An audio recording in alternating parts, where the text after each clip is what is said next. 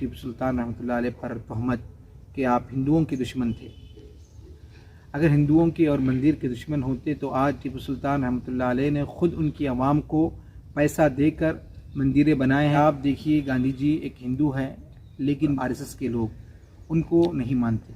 ऐसा नहीं कि टीपू सुल्तान वोट के वजह से जीते थे, बल्कि तलवार की ज़ोर से टीपू सुल्तान ने बादशाह बने थे, किंग बने थे। अस्सलामु अलैकुम दोस्तों, जैसा कि अब हिंदुस्तान में जो हिंदुस्तान के लिए शहीद हुए उन लोगों के बारे में न जाने कितने गुस्ताखियाँ कर रहे हैं। अब ये कौन कर रहे हैं आपको मालूम है कि एक ख़ास जमात कर रही है।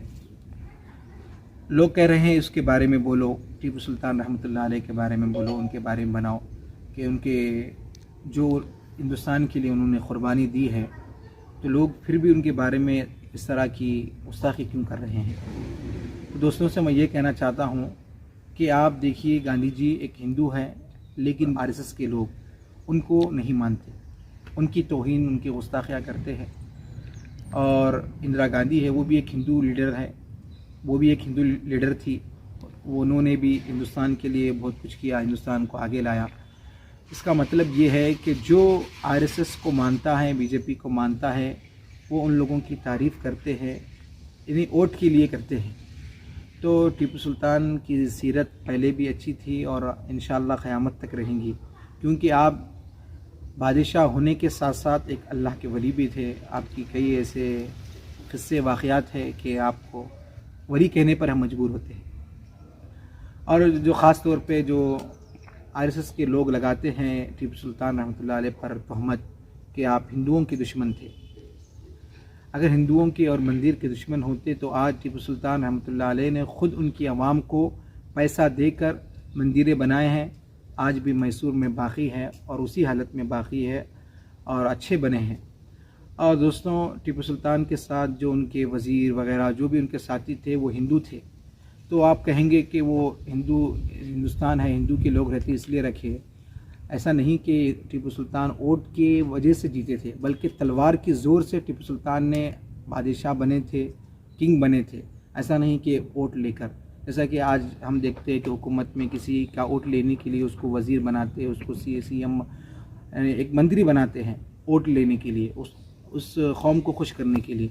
लेकिन टीपू सुल्तान के वक्त के उस दौर में, टीपू सुल्तान रहमतुल्लाह अलैह के दौर में ऐसा माहौल नहीं था कि हम किसी को खुश करें तो लोग वोट देंगे, बल्कि जिसके तलवार में ज़ोर होगा वही हुकूमत कर सकता था।